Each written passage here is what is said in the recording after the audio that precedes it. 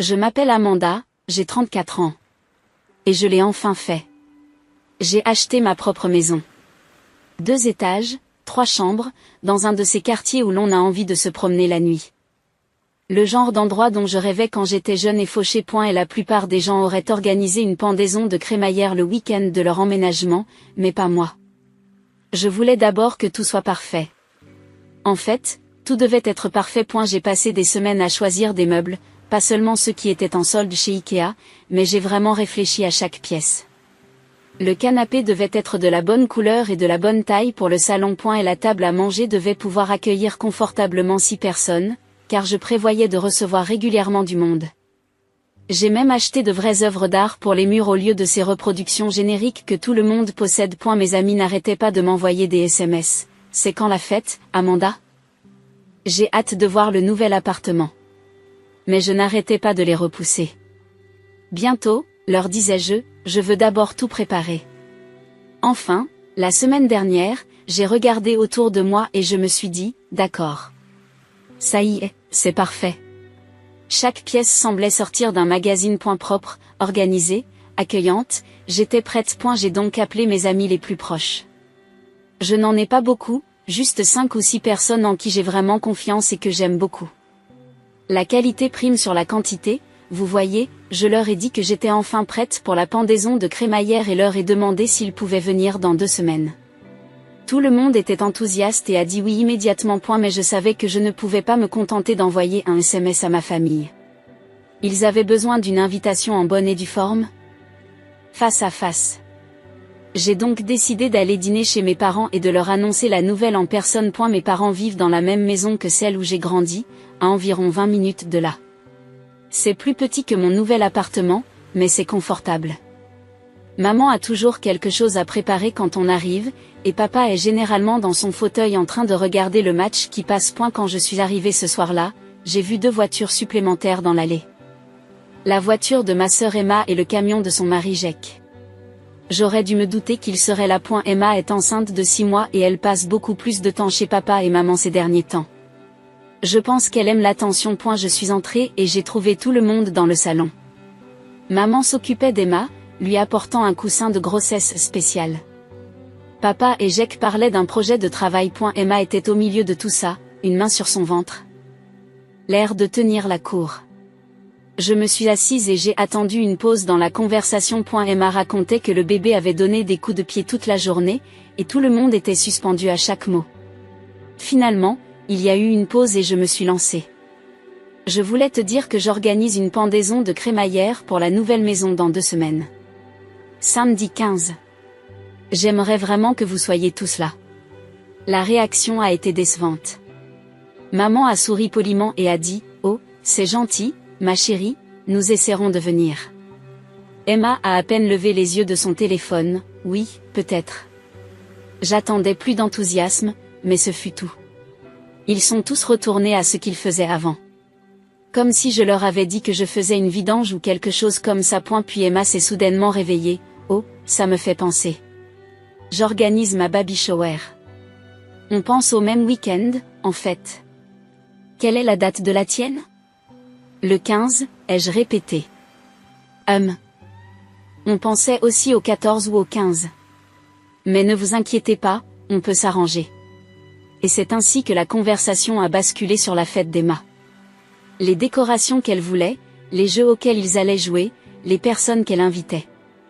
Maman a commencé à s'exciter, sortant son téléphone pour regarder des idées sur Pinterest. Papa a même posé la télécommande de la télévision pour se joindre à la discussion. Je suis restée assise à les regarder s'animer autour de la fête d'Emma alors que la mienne n'avait reçu qu'une réponse très tiède. Mais honnêtement, je n'étais pas si surprise. Il en a toujours été ainsi dans ma famille. Quand nous étions enfants, c'est Emma qui avait droit aux plus grandes fêtes d'anniversaire. Je me souviens que pour mes 8 ans, j'avais invité 4 amis à manger du gâteau et de la glace. Quand Emma a eu 8 ans 2 ans plus tard, maman a loué le centre communautaire et a invité toute sa classe. Emma a simplement plus d'amis, a expliqué maman lorsque j'ai demandé pourquoi la mienne était différente. Lorsque nous étions au lycée et que j'étais inscrite au tableau d'honneur, papa disait « Bon travail, ma fille », et c'était tout. Mais quand Emma est devenue pom-pom girl, ils lui ont organisé un dîner de fête dans son restaurant préféré et ont invité les grands-parents. Ce n'est pas qu'ils ne m'aiment pas, ils m'aiment. Mais Emma a toujours été la star, et j'ai toujours été le personnage secondaire du drame familial. J'y suis donc restée assise pendant 1 heure, à les écouter parler de la douche d'Emma, en essayant de temps en temps d'évoquer à nouveau ma pendaison de crémaillère. À chaque fois, quelqu'un hochait la tête et disait quelque chose de non engageant, puis revenait directement à la discussion sur les affaires de bébé. Finalement, je me suis levée, je devrais rentrer chez moi. Mais juste pour confirmer, ma pendaison de crémaillère est samedi 15 à 14 heures. Vous avez tous déjà les clés de la maison? Donc vous savez où elle se trouve.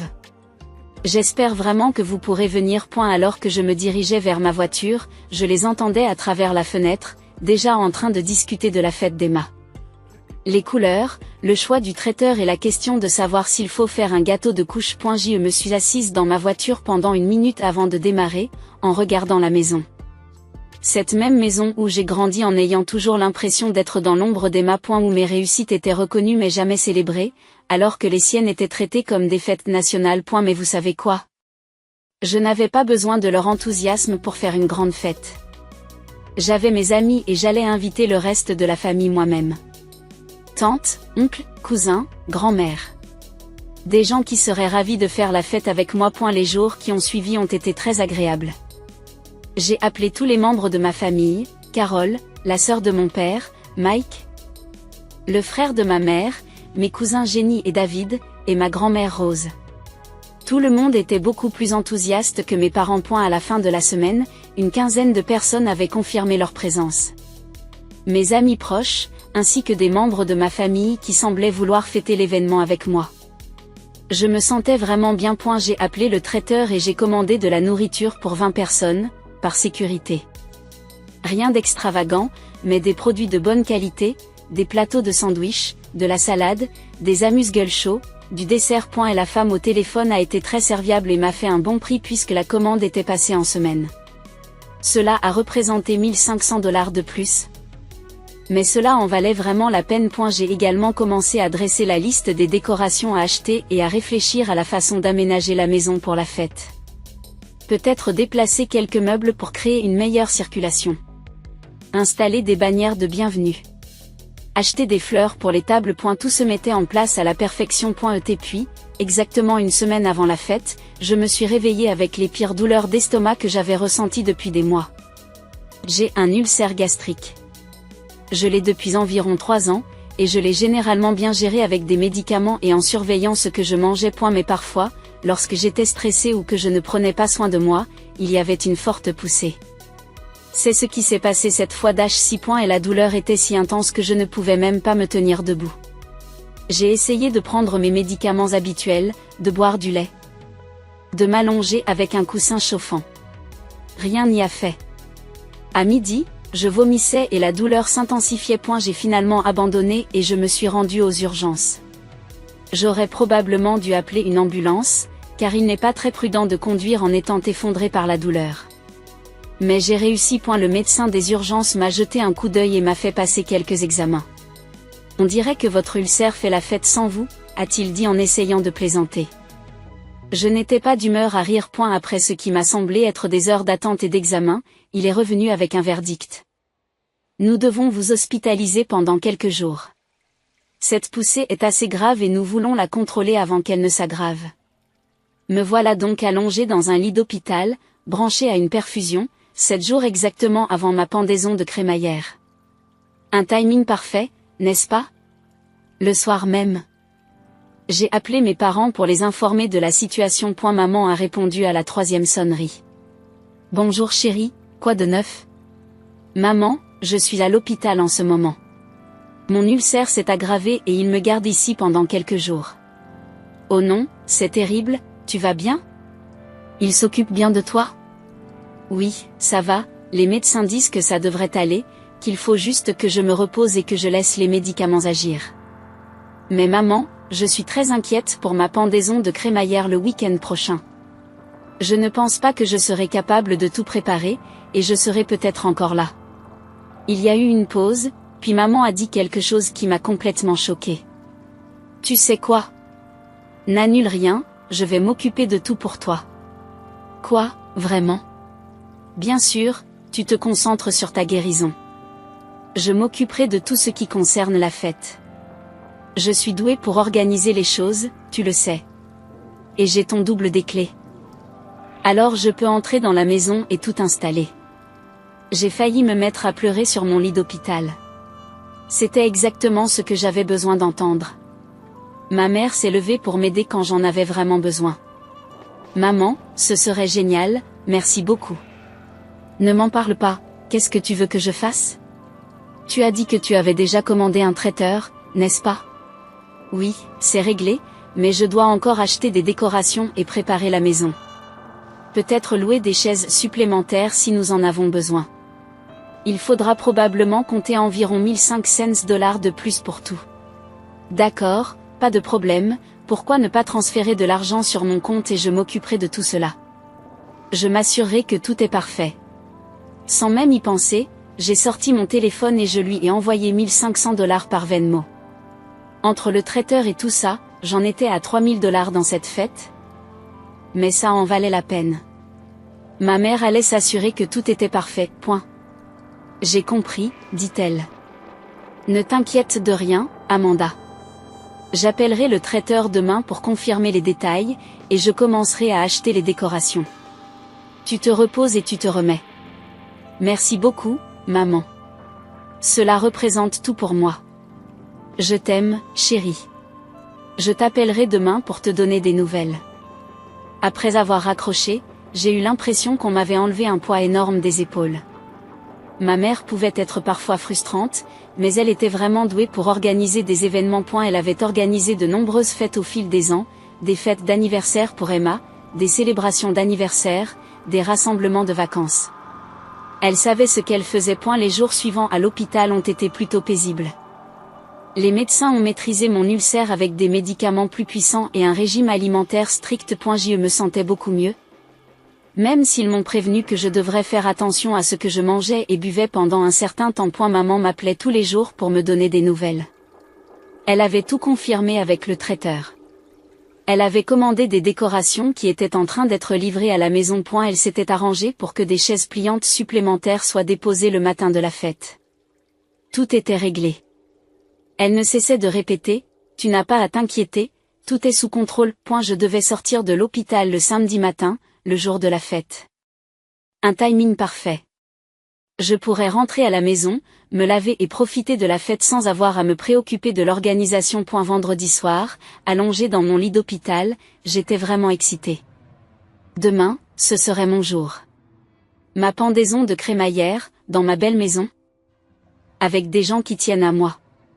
Même le fait d'être malade ne pouvait pas gâcher cela. Le samedi matin ne pouvait pas arriver assez vite. Je me suis levée tôt, avant même que les infirmières ne fassent leur tournée. Les médecins ont fait leur dernier contrôle, m'ont donné un tas d'instructions sur les restrictions alimentaires, pas d'alcool, rien d'épicé ou d'acide, de petits repas pour les prochaines semaines, et ont signé mes papiers de sortie. Calmez-vous, m'a dit le docteur Martinez, vous êtes également en train de guérir, mais le stress peut faire ressurgir la maladie. Essayez d'éviter tout ce qui pourrait vous perturber. Si seulement il savait ce qui m'attendait. J'ai appelé un taxi et j'ai donné mon adresse au chauffeur. Alors que nous nous rapprochions de mon quartier, j'ai commencé à avoir des papillons dans l'estomac. Pas le mauvais genre. Le genre excité. J'allais enfin voir ma maison décorée et prête pour la fête. J'allais pouvoir célébrer cette grande étape avec des gens qui se souciaient de moi. Le taxi était à 5 minutes de ma maison lorsque mon téléphone a sonné. C'était Sarah, l'une de mes amies les plus proches. Et, ma fille, je suis désolée de te déranger, mais j'ai un truc bizarre à te demander. Qu'est-ce qu'il y a? Eh bien, moi et les autres filles venons d'arriver chez toi pour la fête, et ta mère a répondu à la porte. Mais elle ne veut pas nous laisser entrer. Elle dit qu'il y a une autre fête ici aujourd'hui et que nous ne sommes pas invités. J'ai eu un haut le cœur. Qu'est-ce que tu veux dire par une autre fête? Je ne sais pas, Amanda, elle n'arrêtait pas de dire qu'on s'était trompé de jour ou quelque chose comme ça, et qu'il fallait qu'on parte. Nous sommes tous devant ta maison en ce moment, complètement confus. Qu'est-ce qui se passe? Je ne sais pas. Ça n'a aucun sens. Je vais appeler mes parents. J'ai raccroché et j'ai immédiatement appelé ma mère, qui est tombée sur la boîte vocale. J'ai appelé mon père, il est tombé sur la boîte vocale. J'ai appelé Emma, qui est tombée sur le répondeur. Qu'est-ce qui se passait? Lorsque nous avons tourné dans ma rue, j'ai vu des voitures garées tout le long du trottoir près de ma maison. Bien plus de voitures que ce à quoi je m'attendais. Mon cœur battait la chamade lorsque nous nous sommes garés dans mon allée. J'ai payé le chauffeur et j'ai marché jusqu'à la porte d'entrée. Je pouvais entendre de la musique et des voix à l'intérieur. Beaucoup de voix. J'ai mis ma clé dans la serrure et j'ai ouvert la porte. La première chose que j'ai vue, ce sont les décorations. Des ballons roses et bleus partout. Une banderole sur laquelle on pouvait lire « Bienvenue bébé Anderson » s'étendait sur tout le salon. Des petites cigognes en plastique et des biberons sur toutes les surfaces. Ce n'était pas ma pendaison de crémaillère. C'était la fête prénatale d'Emma. Ils avaient volé ma fête, ma maison, mon argent, tout. Je suis restée sur le seuil de la porte, complètement figée, essayant d'assimiler ce que je voyais. Mon beau salon était rempli de gens, tous tenant des sacs cadeaux roses et bleus, mangeant de la nourriture que j'avais payée. C'est alors que ma tante Carole m'a vue. Amanda, tu es là. Oh chérie, nous sommes tous si fiers de toi. D'autres membres de la famille ont commencé à me remarquer et à venir me voir. L'oncle Mike, la cousine Jenny, la grand-mère Rose. Tous sourient et me tapent dans le dos. Tu es une si bonne sœur, dit grand-mère Rose. Tu as renoncé à ta propre fête pour qu'Emma puisse organiser sa fête ici. Cette maison est parfaite pour cela, C'est très généreux de ta part de changer tes plans, a ajouté l'oncle Mike. Emma a été très touchée lorsque votre mère nous a appelés pour nous expliquer. J'avais l'impression que j'allais vomir. Mes parents avaient appelé tout le monde et leur avaient dit que j'avais volontairement changé ma pendaison de crémaillère en baby shower pour Emma. Que j'avais voulu faire ça. Avant que je puisse dire quoi que ce soit, mes parents ont surgi de nulle part et m'ont attrapé par les deux bras. Amanda, tu es rentrée, dit maman avec un faux sourire radieux. Viens dans la cuisine, il faut qu'on parle. Ils m'ont pratiquement traîné à travers la foule jusqu'à ma propre cuisine. Emma et Jack étaient déjà là, Emma assise à ma table à manger, les mains sur le ventre, avec l'air de la reine du monde. Dès que nous avons été hors de portée de voix des invités, j'ai explosé. Qu'est-ce que c'est que cette histoire? Qu'est-ce que tu as fait à ma fête? Parle moins fort, siffle maman, nous avons des invités. Papa s'est rapproché de moi. Amanda, tu dois te calmer. Calme-toi, tu te moques de moi? Tu as volé ma pendaison de crémaillère. Maman soupire comme si j'étais complètement déraisonnable. Écoute, chérie. La grossesse d'Emma est plus importante que ta pendaison de crémaillère. Avoir un bébé est une étape plus importante qu'acheter une maison. On pensait que tu comprendrais. Vous pensiez que je comprendrais? Tu ne m'as même pas demandé mon avis. Vous avez juste pris mon argent, ma maison et ma fête. Nous n'avons rien pris, dit maman. Nous avons juste tout réorienté vers une cause plus importante. Voyez cela comme un cadeau de vous à votre sœur. Je les ai regardés tous les quatre. Emma n'avait pas dit un mot, elle restait assise. L'air suffisant. Mes parents me regardaient comme si c'était moi qui n'étais pas raisonnable. Je veux que tout le monde sorte de chez moi, maintenant. Papa m'a attrapé le poignet. Tu ne vas pas faire une scène devant la famille. Amanda, dit maman sur le ton condescendant qu'elle utilisait quand j'étais enfant. Pourquoi ne montes-tu pas te reposer? Tu viens de sortir de l'hôpital. Emma prend enfin la parole. Mon Dieu, Amanda. Pourquoi dois-tu toujours faire en sorte que tout tourne autour de toi? Tu ne peux pas être heureuse pour moi pour une fois? C'est tout. Je ne pouvais plus rien entendre. Je me suis retournée et je suis montée dans ma chambre. Mes mains tremblaient de rage. Je me suis assise sur mon lit et j'ai sorti mon téléphone. J'ai fait défiler mes contacts jusqu'à ce que je trouve le numéro de la police locale, 911. Quelle est votre urgence? Bonjour, ce n'est pas vraiment une urgence. Mais j'ai besoin que la police vienne chez moi. Il y a des gens ici qui ne veulent pas partir et je veux qu'ils soient expulsés. Madame, s'agit-il d'une dispute domestique? En quelque sorte, ma famille organise une fête dans ma maison sans ma permission et ils refusent de partir quand je le leur ai demandé. Nous allons envoyer quelqu'un. Je leur ai donné mon adresse et j'ai raccroché. Puis je suis restée assise, écoutant la fête qui se déroulait en bas, dans ma propre maison, en attendant l'arrivée de la police. Environ 10 minutes plus tard, j'ai entendu la sonnette d'entrée et la musique s'arrêter. J'ai entendu la voix de ma mère dire « Officier, il doit y avoir une erreur ». Je suis descendue, 2 officiers de police se tenaient dans mon entrée, regardant toutes les décorations de la baby shower. Je suis Amanda Thompson, j'ai dit. Je suis la propriétaire de cette maison et je vous ai appelé. Tout le monde me regardait maintenant. La fête est devenue complètement silencieuse. Ces gens, j'ai pointé mes parents, Emma et Jake du doigt, sont dans ma maison contre ma volonté et je veux qu'ils soient expulsés. Maman s'est mise à hurler, elle a perdu la tête, c'est sa propre famille. Emma a commencé à crier aussi, elle gâche ma fête de bébé. Elle est complètement folle. L'un des officiers a levé la main. Madame, si la propriétaire vous demande de partir, vous devez partir, c'est comme ça que ça marche, point. C'est incroyable, a marmonné papa, mais ils ont commencé à rassembler leurs affaires, alors que mes parents, Emma et Jake se dirigeaient vers la porte, tous me regardant comme si j'étais le diable en personne, je me suis retournée pour faire face à la foule stupéfaite de parents et d'étrangers. Je suis vraiment désolée que tout le monde ait dû voir ça, ai-je dit. Mais je dois vous dire ce qui s'est réellement passé ici. J'ai tout expliqué. J'avais prévu une pendaison de crémaillère. Je suis tombée malade et j'ai demandé à ma mère de m'aider. Comment elle a pris mon argent et transformé ma fête en baby shower pour Emma sans me demander mon avis. Comment elle a menti à tout le monde en disant que c'était mon idée. Et la salle est restée silencieuse lorsque j'ai terminé. Carole a été la première à parler. Amanda, je suis vraiment désolée. Ta mère nous a dit que tu avais décidé d'offrir ta fête à Emma parce que tu pensais qu'avoir un bébé était plus important qu'une nouvelle maison, a-t-elle poursuivi. Elle a dit que tu avais insisté pour tout changer, a ajouté l'oncle Mike en secouant la tête. Nous n'en savions rien. Grand-mère Rose a l'air furieuse. C'est la chose la plus égoïste que j'ai jamais entendue.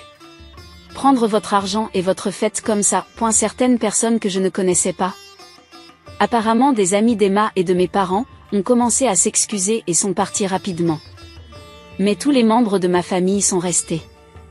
Ils étaient vraiment en colère pour moi. J'ai dit, vous savez quoi, en regardant ma maison pleine de décorations pour la baby shower.